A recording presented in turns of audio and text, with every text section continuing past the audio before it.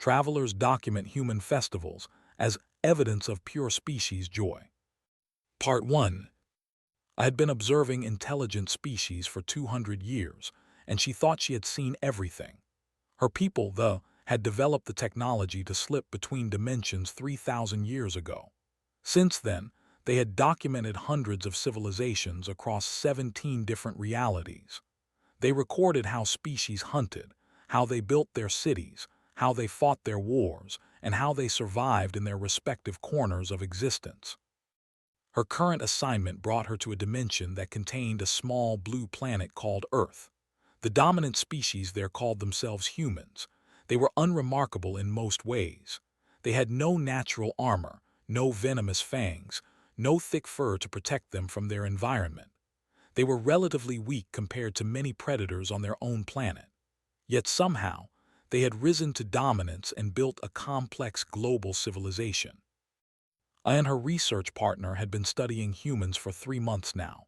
They floated invisibly above human cities, their observation pods phased slightly out of sync with Earth's dimension. They could see and hear everything, but the humans could not detect them. It was standard procedure for the observe, document, and never interfere. The data so far had been predictable. Humans formed social groups, competed for resources, built increasingly complex technologies, and engaged in occasional conflicts. All typical behaviors for an intelligent species. I was beginning to think this assignment would be routine. Then they arrived in during something humans called carnival. A's observation pod hovered above a massive street packed with humans, millions of them as far as her sensors could detect. She expected a military parade, perhaps, or a political gathering. But as she watched, confusion rippled through her consciousness. The humans were dancing. Not just a few of them, but all of them. They wore elaborate costumes covered in feathers and jewels that must have taken months to create. Massive floats rolled through the streets, covered in lights and flowers and more dancing humans. Music pounded through the air so loudly that A's sensors registered it as a physical force. She transmitted to her partner whose pod floated a kilometer away. "What is happening here? Is this a religious ceremony?" "Negative," responded. His voice carried the same confusion she felt. "I have been analyzing their data networks. They call it a festival. They do this every year at this time. For days, they simply dance and celebrate." "Celebrate what? A military victory, a successful harvest?" "Nothing specific. They celebrate to celebrate for joy." Adjusted her sensors, certain she must be misunderstanding something. The amount of energy being expended was enormous. Humans were spending resources on costumes, music, food, and drink. They had stopped all productive work. The entire city had essentially shut down so people could dance in the streets. She watched a small human child, no more than 5 Earth years old, sitting on her father's shoulders. The child's face was lit up with pure delight as she waved her hands to the music. Nearby, elderly humans danced with the same enthusiasm as the young ones. Rich and poor, all mixed together in the crowd, moving as one massive organism driven by rhythm and joy. "This makes no evolutionary sense," I murmured. "They are consuming resources without any survival benefit.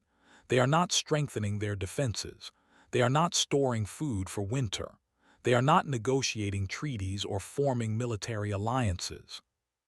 "No," agreed, "they are just happy." The word felt strange in A's mind. Happy.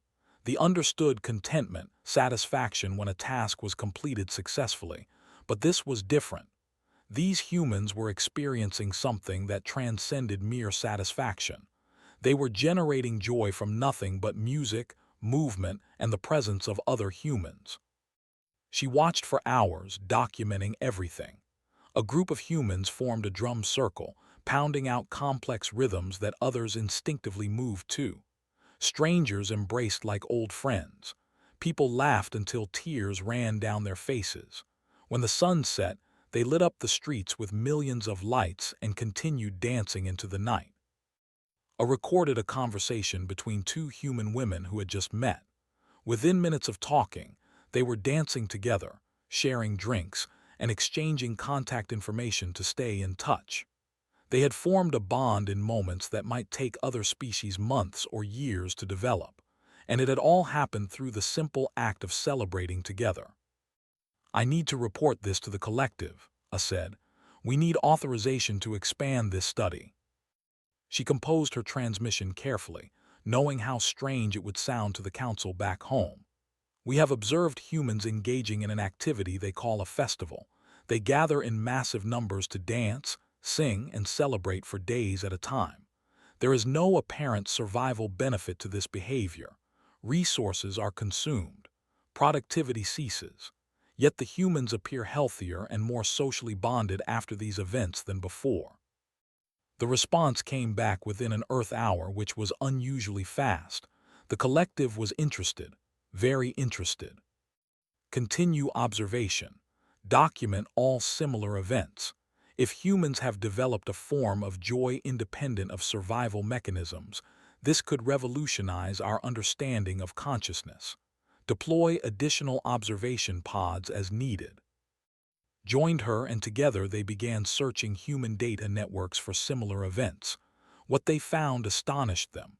Festivals were not rare or isolated events. Humans celebrated constantly, all over their planet, for hundreds of different reasons. They found something called Diwali in India, where humans lit millions of small lamps and filled the sky with fireworks. They found Oktoberfest in Germany, where humans traveled from all over the world to drink beer, eat sausages, and sing songs with strangers. They found countless music festivals where humans gathered in fields and deserts just to listen to sound waves arranged in pleasing patterns. "Every human culture does this," observed, his voice filled with wonder. "Different celebrations, different traditions, but the same core behavior. They create joy deliberately." I watched footage of a festival called Songkran in Thailand. Humans were throwing water at each other in the streets during the hottest part of the year. They soaked each other completely, laughing hysterically. There was no purpose to it beyond the simple pleasure of the act. Children and adults alike participated with equal enthusiasm. "We need to attend these events more closely," she said. "I want to understand what they feel during these celebrations. Remote observation is not enough." They modified their observation pods to allow them to walk among the humans while remaining invisible. Over the next weeks, they attended festival after festival, moving through crowds of celebrating humans, recording their conversations, their laughter, their tears of joy.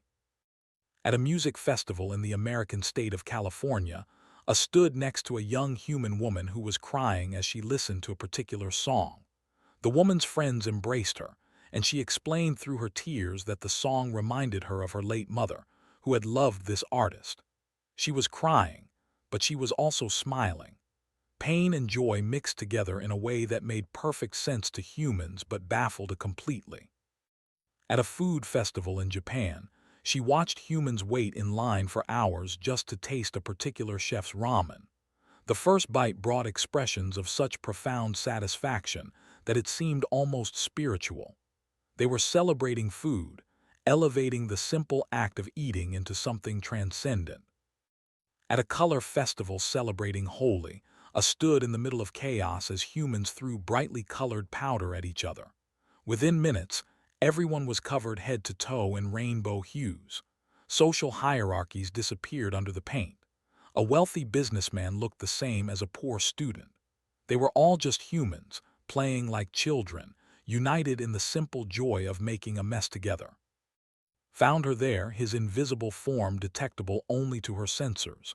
"I think I am beginning to understand," he said quietly. "Humans live such short lives. Many of them experience suffering, loss, and hardship, but instead of letting that crush them, they do this. They create these moments of perfect joy. They force happiness into existence through sheer willpower."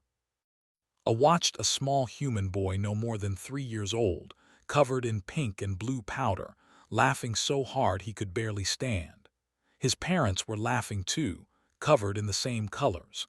They had probably spent money they could barely afford on the powder. They would need to clean their clothes and skin for hours afterward, and yet the joy on their faces was absolute and real. "It is not just that they celebrate," I said slowly, the realization forming as she spoke. "It is that they need to celebrate. This is not frivolous or wasteful. This is survival. They have learned to generate the emotional sustenance they need to endure existence." She thought of her own people, they lived for thousands of years. They had eliminated most forms of suffering through technology. They were comfortable, safe, and content. But when had any of them last felt joy like this? When had they last danced until exhaustion, laughed until they cried, or embraced a stranger in shared celebration? "We need to document everything," she said. "Every festival, every tradition, every moment of human joy. The collective needs to see this, all of it." As they prepared to expand their study across the entire planet, a look down at the humans still celebrating in the streets below. Covered in colored powder, arms around each other, singing songs she could not understand but whose emotional content was perfectly clear. For the first time in her 200 years of observation, she felt something she had never experienced while studying another species. She felt envy. Part 2. The next 6 Earth months became a whirlwind of observation for Anne. They traveled to every continent, attending festivals of every size and type. The collective had assigned 3 more observation teams to help document the phenomenon, but insisted on being present at as many events as possible.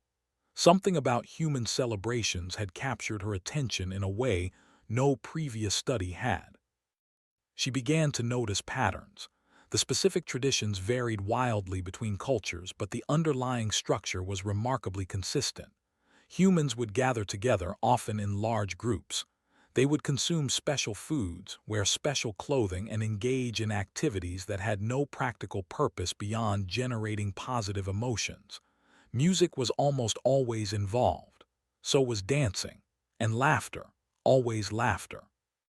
At a harvest festival in a small farming community in rural France, watched families that had lived near each other for generations come together to celebrate their crops.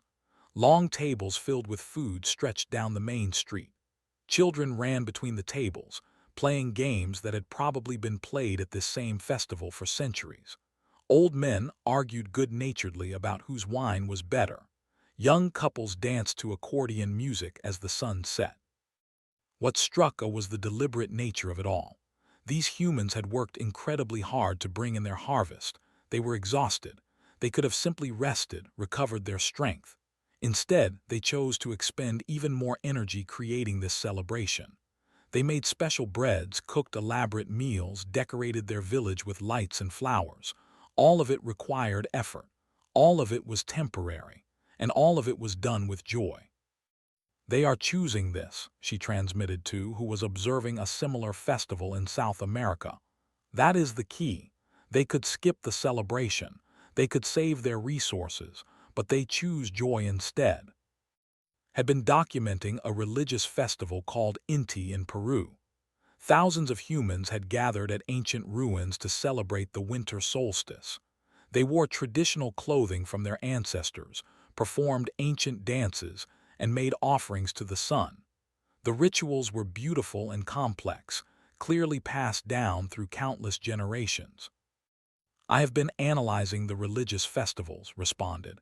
"At first I thought they were motivated by fear of their deities, but I was wrong. Even when the religious elements are removed or minimized, humans continue the celebrations. The ritual is an excuse. The real purpose is the gathering itself, the shared experience, the collective joy." Attended a wedding in Kenya. The ceremony was elaborate, blending traditional African customs with modern elements. 2 families came together to celebrate the union of 2 individuals, but the marriage itself seemed almost secondary to the gathering. What mattered was that everyone was together, that they were dancing and singing and celebrating love itself. The bride's grandmother, who must have been close to 90 Earth years old, danced with more enthusiasm than people a quarter her age. When I recorded an interview with her later through a listening device, the old woman explained that she had attended hundreds of weddings in her life. Each one was precious. Each one was a reminder that life continued, that love persisted, that there was always something to celebrate. Even when times are hard, the grandmother said, especially when times are hard, we must dance. We must celebrate. Otherwise, what is the point of living? Those words stayed with her. Otherwise, what is the point of living? Humans had asked themselves that question and arrived at a remarkable answer. The point was joy. The point was these moments of connection and celebration. Everything else, the survival and the struggle, was in service of earning these precious experiences. She attended a music festival in the desert called Burning Man. This one was unlike anything she had observed before. Humans had built an entire temporary city in one of the harshest environments on their planet. They created massive art installations, some as tall as buildings. They wore elaborate costumes or sometimes very little clothing at all. They danced to electronic music that pounded through the desert air day and night. But what fascinated them most was the philosophy behind it. The humans had created a gift economy. Nothing was for sale. People simply gave things to each other. Art, food, experiences, all freely shared. And at the end of the festival, they would burn many of their most elaborate creations. She watched a human man who had spent 6 months building an enormous wooden phoenix. The sculpture was 3 stories tall, intricately carved, absolutely beautiful. He had spent thousands of dollars and countless hours on it. On the final night of the festival, surrounded by thousands of other humans, he set it on fire. I stood next to him as the flames consumed his creation. Tears ran down his face, but he was smiling. Around him, humans cheered and held each other. The phoenix burned bright against the night sky, and for 15 minutes it was the most beautiful thing in the desert. Then it was gone, ashes and memory. Why? I whispered, even though the human could not hear her. Why create something so beautiful only to destroy it? But as she watched the crowd, she began to understand. The phoenix had never been the point. The point was this moment, right now. The point was the shared experience of watching something beautiful transform into something else. The point was the reminder that nothing lasts forever, so we must appreciate beauty while we can. Humans understood impermanence in a way that did not. Because their lives were so short, they had learned to extract joy from every possible moment. They celebrated not despite the temporary nature of existence, but because of it. Joined her in the desert. Together, they watched as humans danced around the burning remains of the phoenix, their faces lit by firelight, their voices raised in song. I have completed my analysis of 17 major human festivals, said. The data is conclusive. These celebrations serve multiple functions. They strengthen social bonds, reduce stress hormones, increase cooperation between groups, and provide emotional resilience that helps humans cope with hardship. But more than that, they give humans a reason to persevere. When life is difficult, they have these moments to look forward to. When they are grieving or struggling, they have these memories to sustain them. I nodded slowly. They have weaponized joy. They have turned celebration into a survival mechanism for the mind and spirit. It is evolutionarily brilliant. Over the following weeks, they documented more.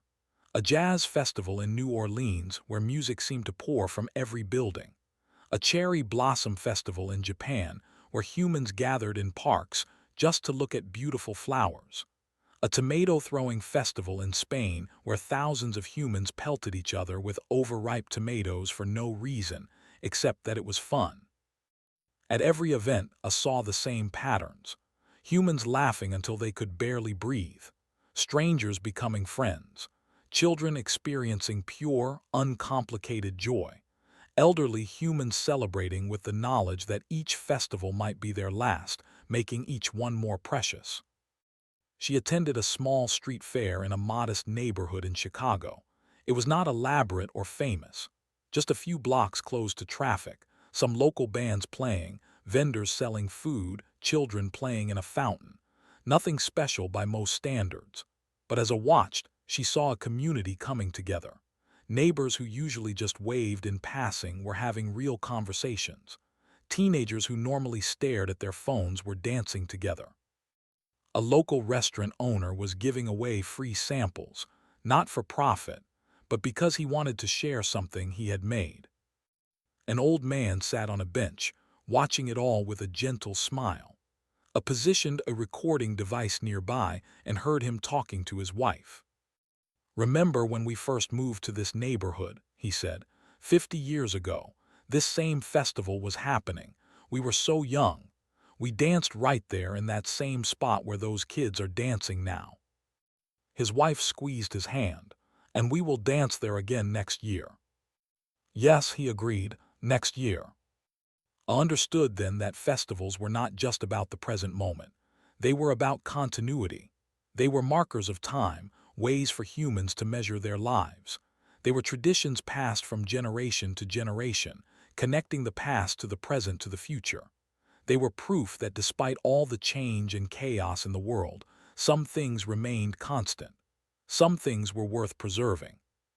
As she compiled her data, I realized that they had been fundamentally wrong about the nature of intelligence. They had always believed that rational thought was the highest achievement of consciousness. They had eliminated inefficient emotions and focused on logic and knowledge. But humans had discovered something else. They had learned that consciousness was not just about thinking, it was about feeling.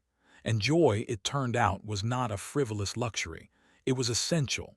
It was the reward that made all the struggle worthwhile.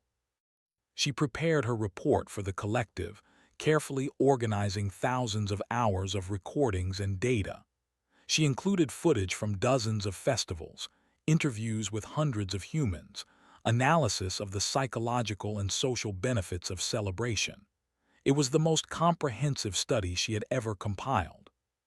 At the end of the report, she added her own conclusion. Humans have evolved a unique survival strategy. They do not merely survive, they insist on joy. They demand it. They create it from nothing but their own determination that existence should be wonderful. This may be the most important adaptation we have ever documented. She transmitted the report and waited for the collective's response. She did not have to wait long. Within hours, she received a message that the full council was being convened. For the first time in history, they were calling an emergency assembly to discuss a single species.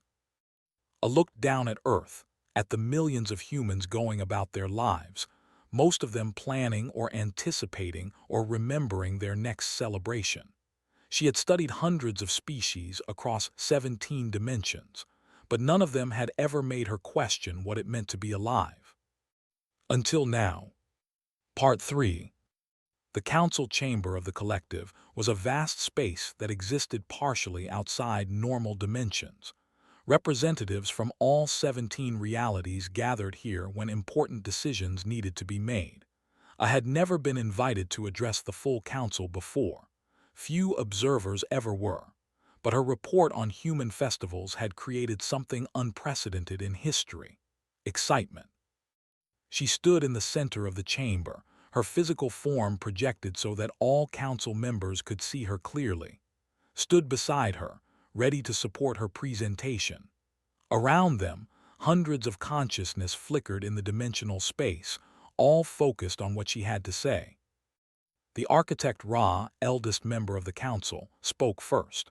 Her voice resonated through multiple dimensions at once. "Observer Ra, we have reviewed your documentation of human celebrations. In 3,000 years of studying intelligent species, we have never encountered anything like this. Explain what you believe you have discovered." I activated the holographic display. Images from dozens of festivals filled the chamber. Humans dancing at carnival. Humans celebrating Diwali. Humans throwing tomatoes at each other in Spain. Humans burning elaborate art in the desert. The council watched in silence. "For millions of years," I began, "humans evolved in a hostile environment. They faced predators, diseases, natural disasters, and the constant threat of starvation. They had no natural weapons, no armor, no particular advantage except for their intelligence and their capacity for cooperation. She showed images of early human history, hunter-gatherers struggling to survive, ancient humans huddling around fires, vulnerable to the darkness around them. Most species respond to such conditions by becoming grim, focused purely on survival. But humans did something different. They looked at their harsh reality and decided that survival was not enough. They wanted more. They wanted joy. The holographic display shifted to show humans painting on cave walls, dancing around fires, creating the first primitive musical instruments. Even in their earliest days, humans were celebrating. They were creating art and music not because it helped them hunt or gather food, but because it made them happy, because it made life worth living. Stepped forward. We initially believed this was inefficient. Resources spent on celebration could be spent on defense, food storage, or reproduction. But we were wrong. These celebrations serve a crucial survival function. They strengthen the social bonds that allow humans to cooperate. They reduce stress that would otherwise impair their health. They create emotional resilience that helps humans endure hardship. I pulled up data showing the physiological effects of festivals on human health. When humans celebrate, their bodies release chemicals that reduce pain, strengthen their immune systems, and create feelings of. But more importantly, celebrations give humans something to live for. In times of difficulty, they remember past celebrations and look forward to future ones. This hope sustains them. She showed footage from a small village in Africa where drought had devastated the harvest. The humans had very little food. By any logical measure, they should have hoarded every resource. Instead, they held a small festival. They shared what little food they had. They danced and sang. They celebrated the rain they hoped would come.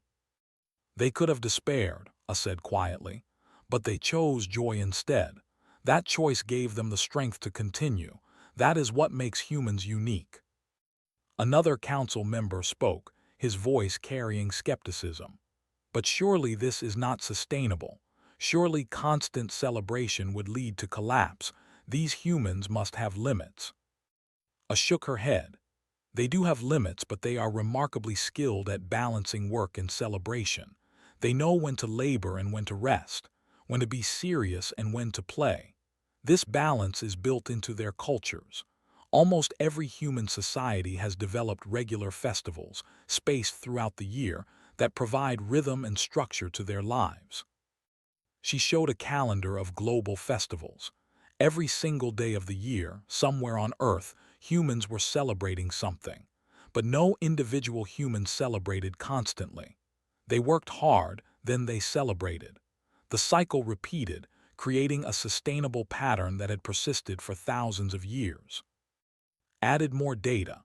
We have also observed that humans use celebration to process difficult emotions. They have festivals for honoring their dead, festivals for marking the end of relationships, festivals for acknowledging loss and grief. They have learned to transform pain into something meaningful through ritual and community support. The display showed footage from Lowe's in Mexico. Families gathered in cemeteries, decorating graves with flowers and candles. They ate special foods, told stories about their departed loved ones, and yes, they celebrated. They celebrated the lives of those they had lost, transforming grief into remembrance, sadness into gratitude. This is perhaps their most remarkable achievement, I said. They do not deny pain or loss. They incorporate it into their celebrations.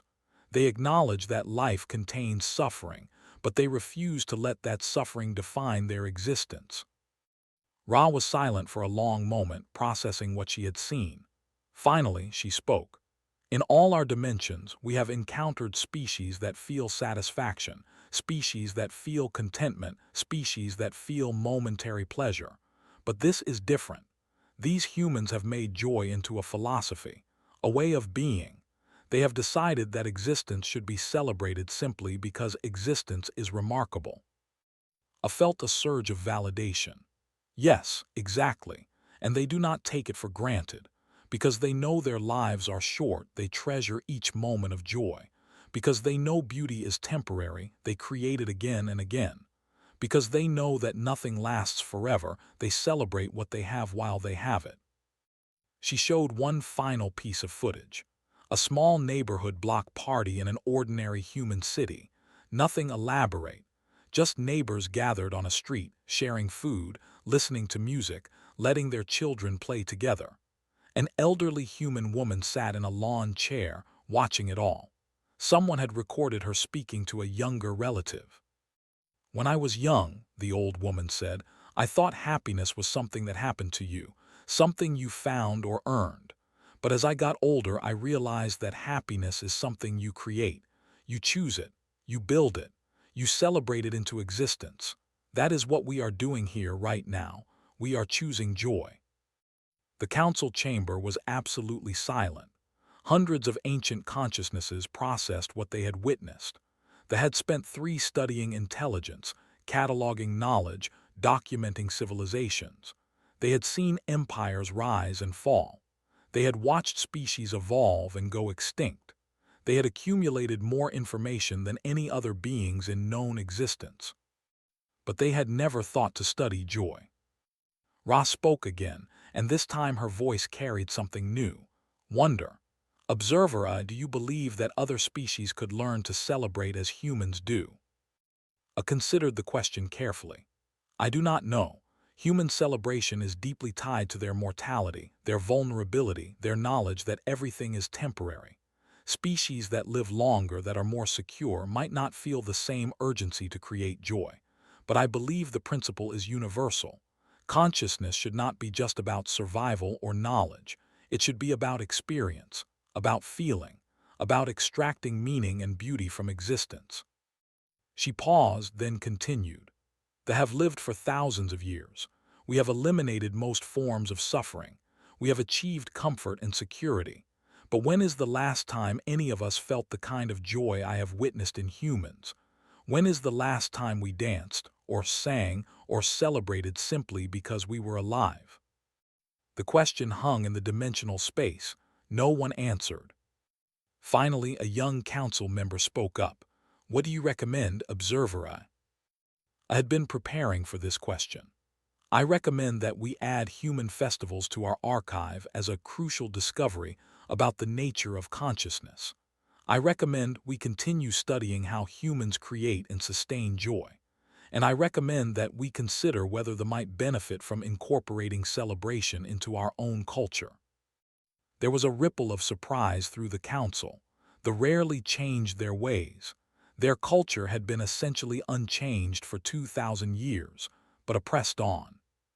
"We have spent 3 observing other species, learning from them, documenting their achievements, but we have never truly tried to adopt their practices. We remain observers, separate, detached. Perhaps it is time to become participants, to learn not just about joy, but how to experience it ourselves."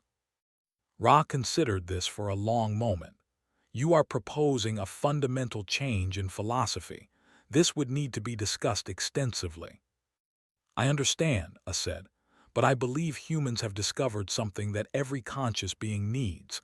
Not just wants, but needs. The universe is vast and often cold. Existence can be hard. But these fragile, short-lived humans have learned to create warmth in the cold, to find light in the darkness. They have learned to make existence worthwhile through the simple act of celebrating it." She deactivated the holographic display. "We have documented their wars, their struggles, their failures, but we have not given enough attention to their greatest achievement, their refusal to accept a universe without joy. They are small and weak and temporary, but they dance anyway. They celebrate anyway. They insist on happiness despite every logical reason for despair. That may be the bravest thing we have ever witnessed." The council deliberated for hours and waited, replaying their favorite festival footage to pass the time. Finally, Ra called them back. "The council has reached a decision," she announced. "Human festivals will be designated as a Level 1 discovery, the highest classification we have. This documentation will be shared across all 17 dimensions. All will have access to it. and we are authorizing a new study, how conscious beings can learn to create joy deliberately. I felt something she had not expected, relief, gratitude, maybe even a little joy. Furthermore, Ra continued, we are establishing a new department dedicated to studying celebration and joy across all known species. Observer, you will lead this department. Your mission is to help us understand not just why joy matters, but how to experience it ourselves. As I accepted the assignment, she realized that something had changed. For 3,000 years, they had been observers of life. Now, they might finally learn to be participants in it. She returned to Earth one final time before beginning her new role. She wanted to attend one more festival, to cement in her memory what she had discovered. She chose a small community celebration in a rural village in India, nothing famous or elaborate, just a harvest festival where families gathered to give thanks for their crops. She watched children run through fields, playing games their ancestors had played for generations. She watched elders teaching traditional dances to younger people. She watched families sharing meals, laughing together, celebrating the simple fact that they had food to eat and each other to share it with. As the sun set, the villagers lit small oil lamps and placed them around the fields.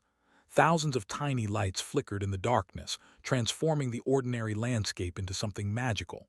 Someone started singing and others joined in. The song was in a language A's translator could barely process, but she understood it anyway. It was a song of gratitude, a song of joy, a song that said, "We are alive, we are together, and that is enough."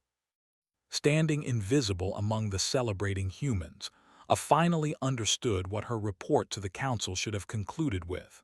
It was not that humans had discovered a new form of joy. It was that they had discovered what consciousness was for. Not just to think, not just to know, not just to survive, but to celebrate, to experience wonder, to transform the random accident of existence into something worth cherishing. Humans were not the strongest species. They were not the longest-lived or the most advanced, but they were perhaps because they had learned the most important lesson any conscious being could learn. Life itself is the festival. Existence is the celebration. And every moment we are aware, every moment we can feel and experience and share with others, is a reason to dance. As I prepared to leave Earth and begin her new mission, she looked back at the small village glowing with lamplight. The humans would celebrate here again next year, and the year after that. And for as long as humans existed, they would find reasons to gather, to dance, to sing, to celebrate. The universe was vast and indifferent, but humans had learned to create meaning within it. They had learned to generate joy from nothing but their own stubborn insistence that existence should be wonderful. That was their gift to the cosmos. And now, thanks to A's documentation, it would be shared across 17 dimensions. The lesson would spread. Other species would learn. Joy was not frivolous. Joy was essential. Joy was the point. And for the first time in her 200 years of existence, I understood what it meant to truly be alive.